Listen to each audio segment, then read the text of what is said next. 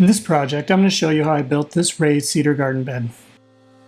The garden bed consists of 4 2x2 cedar posts with 3 4-foot 1x4s making up the width and 3 8-foot cedar 1x4s for the length of the bed. The 2x2s are all cut from one 8-foot long cedar 2x2, and the 4-foot short sides are made by cutting some 8-foot 1x4s in half.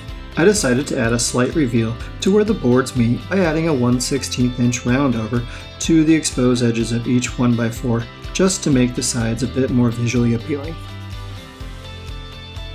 If you don't have a router, you could easily produce the same effect by using a sanding block or a block plane on the edge of your boards.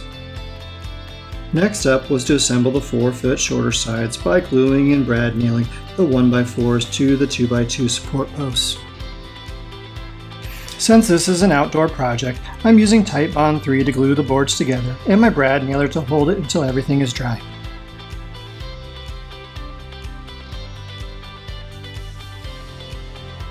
This brad nailer is a great little tool to have around the shop. If you want to check it out or any of the other tools or products I use, then look in the description below. If you're new to the channel, feel free to click the subscribe button while you're down there.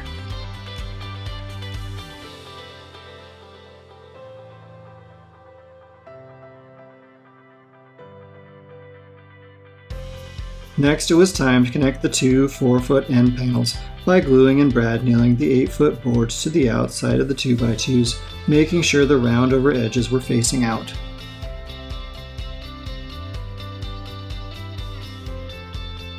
Then I just needed to connect the rest of the 8-foot 1x4s in the same manner to get the main structure for the bed completed. You definitely could stop there and have a nice cedar garden bed, but I decided to make the corners look a bit nicer by trimming them with a few 1x4s cut to the height of the garden bed.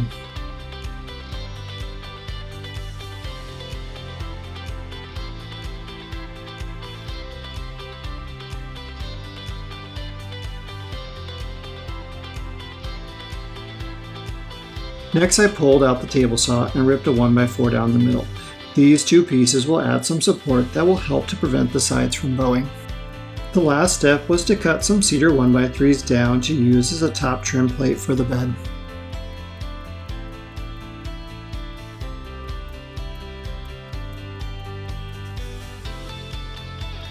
These boards are just glued and nailed in place and are purely cosmetic, but I think they definitely add a nice finished look to the final project.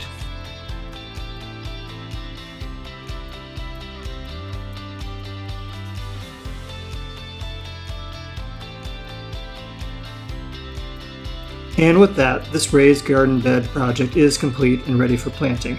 I managed to convince my 3 oldest kids to help me spread the dirt around. If only I could just as easily convince them to eat the vegetables that it will produce. If you enjoyed the project, feel free to click the like button below.